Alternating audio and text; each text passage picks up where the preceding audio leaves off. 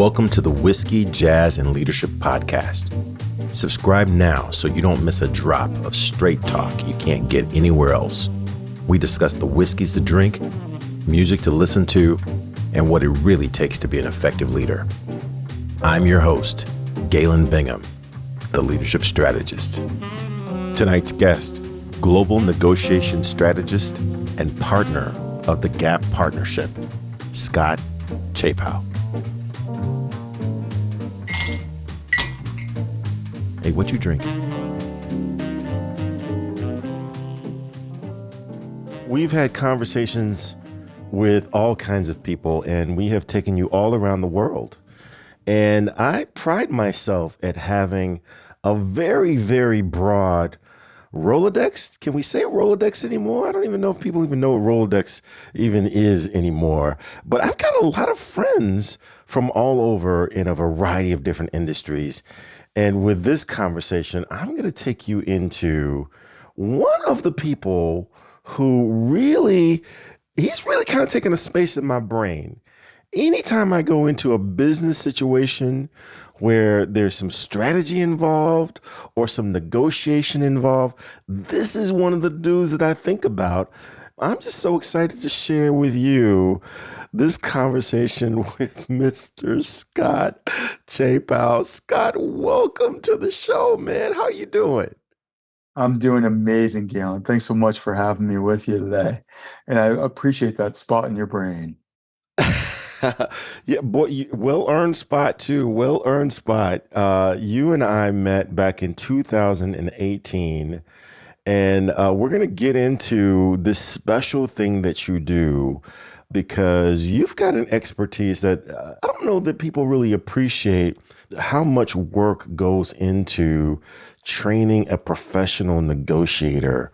But that's what you do, man. So I want to definitely share that because I think there might be some whiskey involved. I think there might be some jazz involved. There's definitely some leadership, but we're going to get into that, man. First question though, and everyone seems to know that this is the most important question. So here we go. So what you drinking? I have a delicious glass of Penderyn Welsh whiskey. I'll give you a little insight into this one. So I'm actually an Irish whiskey guy, and a few years ago, one of my Welsh colleagues introduced me to Penderyn as the only Welsh whiskey there is. And I happened to be he told me it's very, very expensive.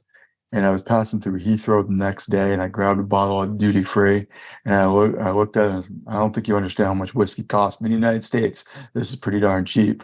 And ever since then, whenever I pass through Heathrow, I pick up a couple bottles because it is delicious. Oh my gosh, Penderyn.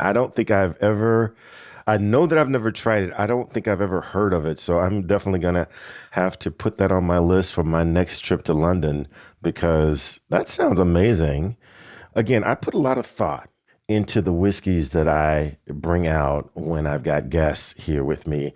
And you tend to be kind of foundational in my head, in my brain, because there is nothing that you can do in a given day where there isn't some sort of negotiation. And I often have to think about our time together. Since this is going to be a foundational conversation, I had to go back to the foundation of my appreciation for whiskey.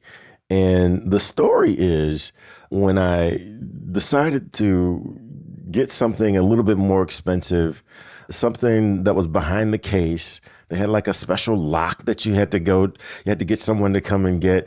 One of the first times I did that, I grabbed a bottle of Jefferson's Reserve single barrel. And this was so special that I would literally only bring it out when I had someone special coming over. And we would keep this in the freezer. So there would be no need to add ice. There's no need to mess around with stones or cubes or any of that stuff. You just pour this and just let it do what it do. So this was my freezer whiskey for special occasions. And so I'm going to break this out now. This is Jefferson's Reserve single barrel, very old Kentucky straight bourbon. And this is 100 proof, right? So this is some grown folk stuff, but I'm going to go ahead and crack a little bit of this open. So And pour me just a little. And, I'm going to enjoy this gingerly because at 100 proof, I can't just like knock this back. But while I enjoy this, and I see you enjoying your Pandaren over there. While I'm enjoying this, share a little bit with our audience as to who you are and how do you end up doing the kind of work that you do, because I don't know that the average person would even think of yours as a career to even think about getting into. So take us a little bit on the journey, and we'll hook up on the other side of this taste. Totally, I can answer that question. So for me, I started my career. Actually, I took a few years off before I even started my career. I like to refer to it as retired young. I actually moved out to Colorado, lived in a ski town for a few years, and then got my first job in sales. Actually, I was a consultant before I even did that. Worked in sales doing for in the consumer goods space in the beverage industry. Then jumped over to OTC pharma, and then to the complete dark side in RX pharma, where I spent the bulk of my career. Sales training, sales strategy. Worked for Wyeth, which is now part of Pfizer these days, and AstraZeneca. Kind of grew up in the sales realm, doing business development, account management, and as I always put it, one of my employers was kind enough to pay for me to get my master's degree, and not kind enough to let me use it. So I jumped ship and then become a consultant, did sales and marketing process consulting. For those of you who know me well, they'll get a chuckle at that statement. Eventually, I actually just started a new role. I was in a training class, and I got a call from London, and I kind of sent a voicemail. And a couple seconds later, I got an email asking me if I would chat about a new role. I had literally just joined a new company. Turned out it was the Gap partnership, and they talked to me about negotiation consulting, and I didn't actually know that was a job. I mean, I've been negotiating all my career. I joined the company. It was a really quick process. It was quick for me. It depends on your timing and so on. Just so happened it was Snowmageddon on the East Coast, so there was nothing else to do but take some calls. And the next thing I knew, I was on a flight to London, and I've been here 8 glorious years, working with some of the coolest people, some of the largest clients across the globe, and helping them develop their organizational negotiation capabilities. On a personal level, based outside Philadelphia in the Western foothills. For those of you who've been out this way, the roads here are like goat paths, so they're narrow, old. I'm married. You will never see my wife. One of our clients just accused me of keeping her locked in the basement. That is not true. She got a chuckle at that one.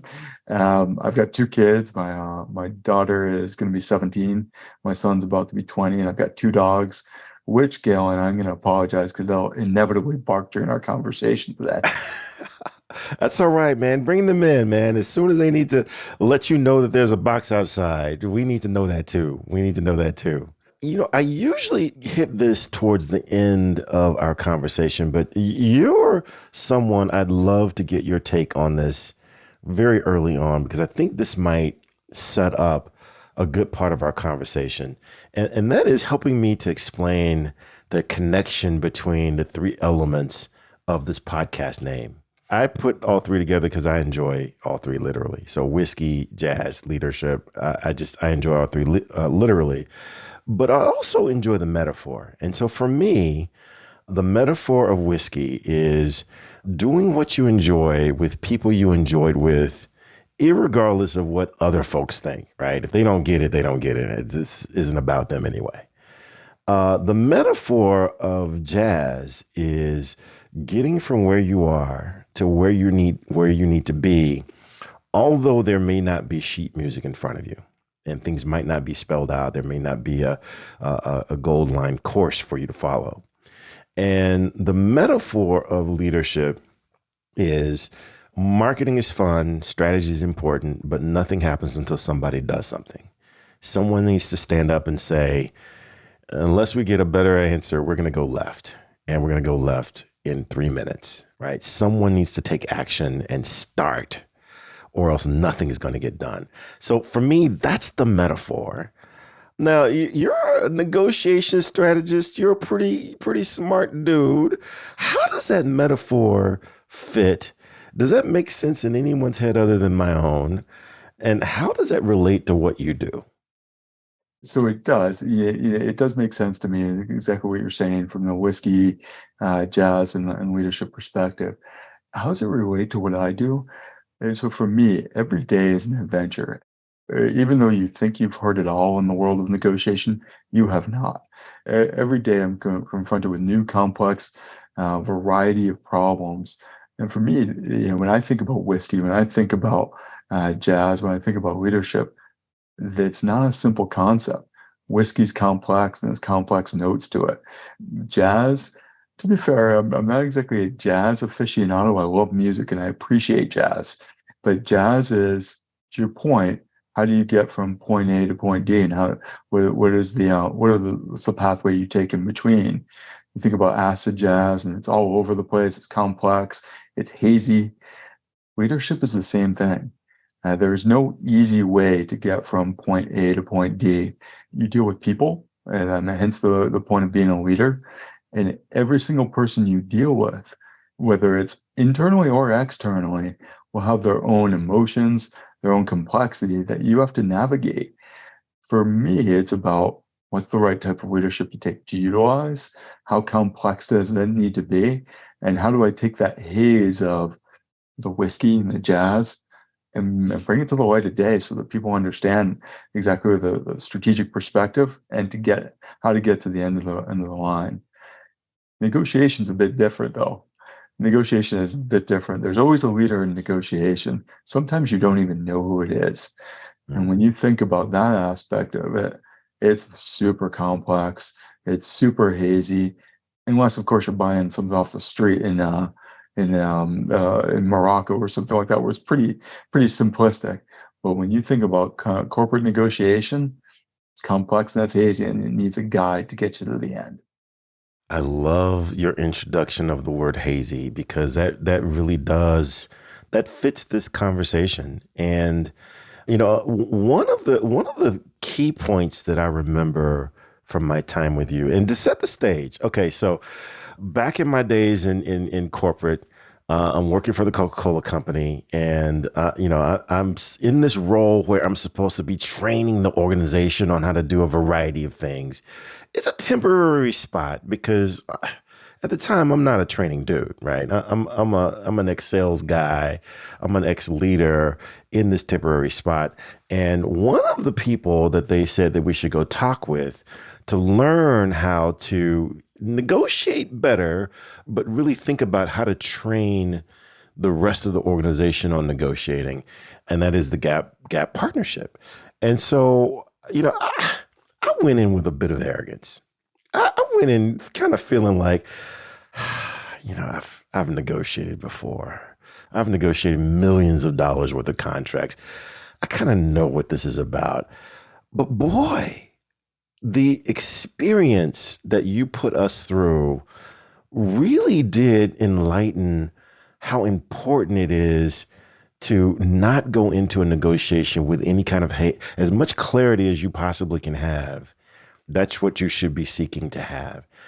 And I just, again, just think about how you really did think through not only, and here's where I got this analogy, the classical part of negotiation, which is understanding the parameters, understanding the numbers, understanding whatever you can, having a plan, right? That's classical. But then being open to the jazz part of it when things don't go according to plan, which by the way, things never go according to plan. But just being open to this idea of jazz, talk a little bit about how you see negotiation training in particular to this idea of classical music, having a plan, but then being open to jazz, being open to moving where the opportunity might be, or what the other person might be looking for. How does that classical and jazz music fit with negotiations? Oh, it's a great question, and love the metaphor. So for me, Oftentimes when we're going through the hiring process of the Gap partnership, someone will say to me, I was born to be a negotiator. I always wanted to be a negotiation consultant. And I automatically crossed them off the list because I know they're lying to me. There's very few people that wanted to be a negotiator when they were born, and even fewer that knew that the role of negotiation consultant existed. When we think about how that music flows and how it comes off the page, look, negotiation is 90% preparation. It is. The more you prepare, the better off you'll be.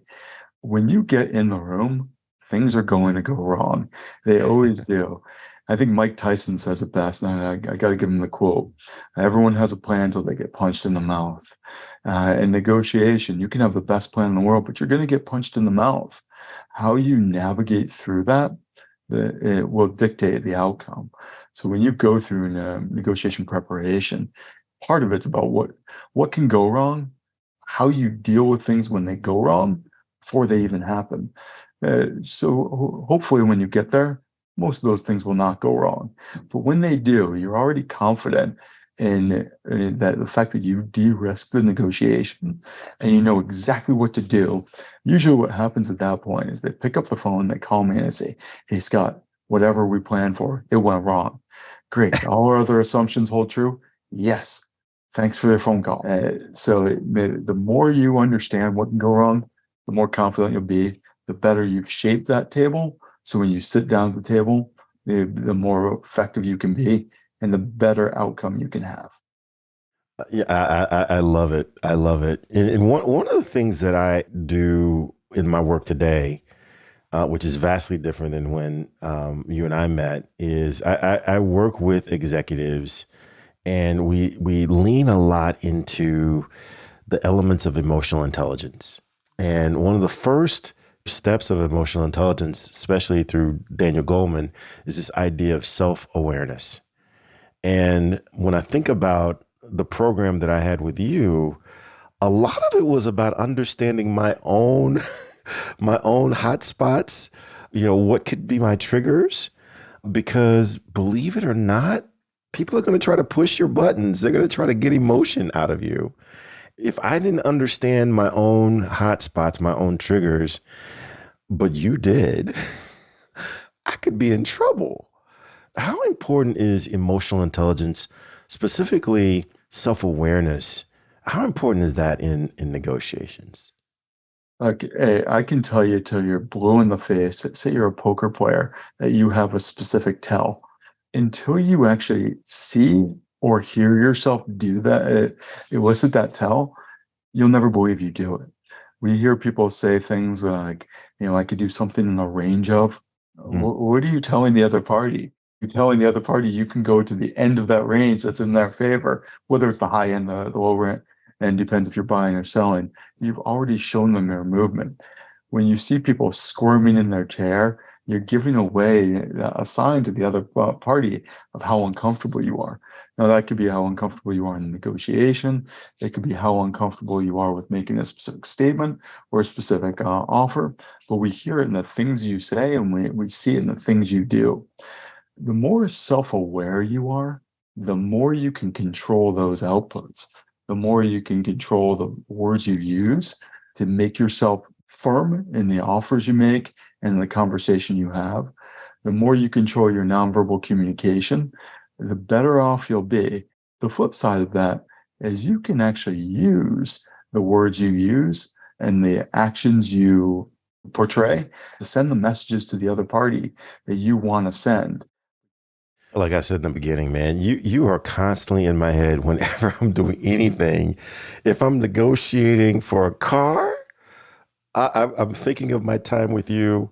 If I'm trying to get my daughter to study for a test, I'm thinking of you. And, I suspect that there are other executives that do this as well. How wide ranging would you say your clientele base has been from an industry perspective? Obviously, when I was with you, I was in consumer packaged goods. How wide ranging would you say your clientele has been? Before I answer that question, I'd like to address one thing you just said, negotiating with your daughter. Everything we do with the Gap partnership is about commercial negotiation. not for political negotiation. It's not for hostage negotiation. It's certainly not for spousal or familial negotiation. There are different power structures in the household Oh that you my need to be gosh. aware of. So that must be why I lost every negotiation with my daughter that I've ever gone into. But Scott said, wait a second. No, no, no, no, no, no. It's got to be very specific. Commercial negotiation. So to answer your question, our clientele runs the gamut. We work with 42 of the top 50 consumer goods companies in the world. We work with 8 of the top 9 retailers across the globe. We also work with over 300 of the global 500. It spans industry, it spans reach, it spans function within those organizations. So we work with oil and gas, industrials, financial companies, pretty much anything you name, we can delve into it.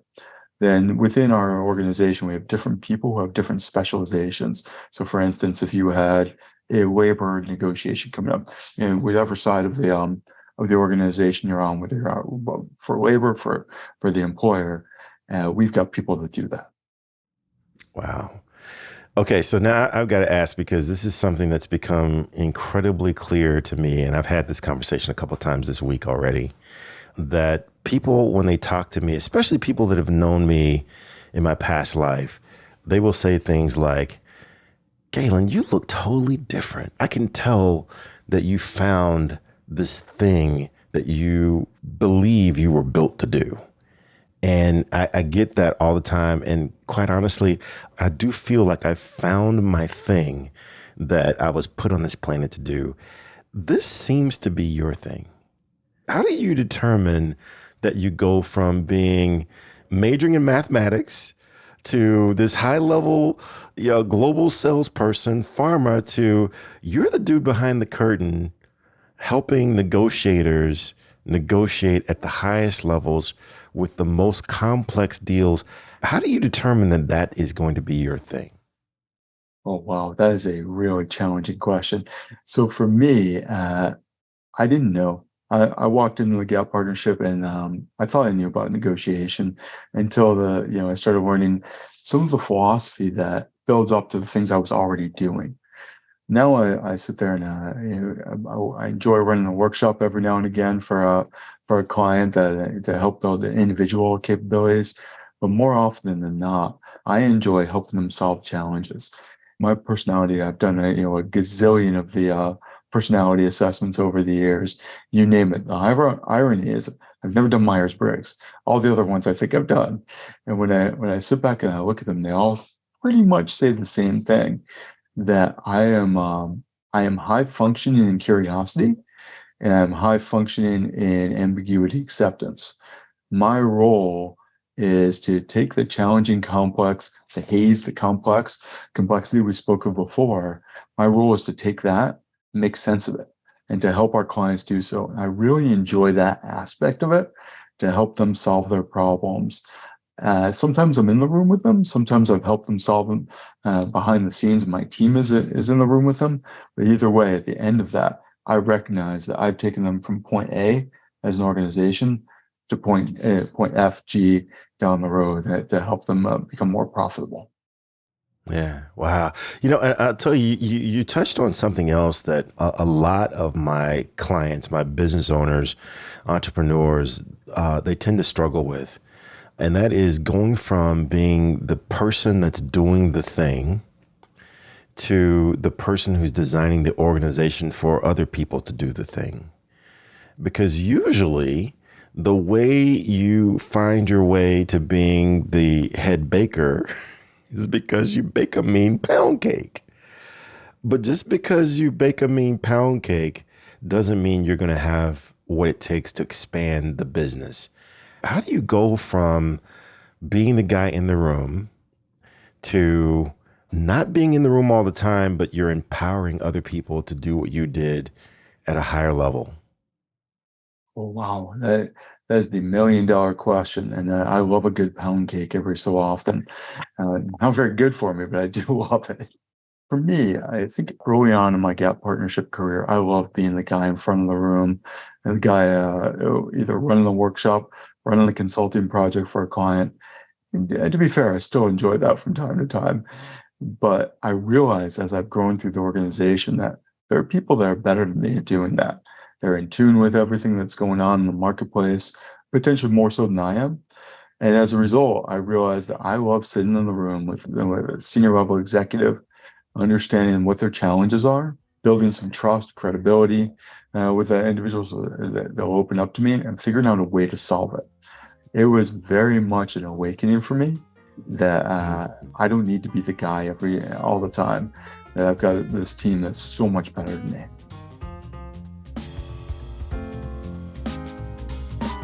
Hey, it's not too late. Hit that subscribe button so you're sure to catch the next episode. If you're really enjoying the vibe, leave us a review or become a VIP for guest and show exclusives. Cheers.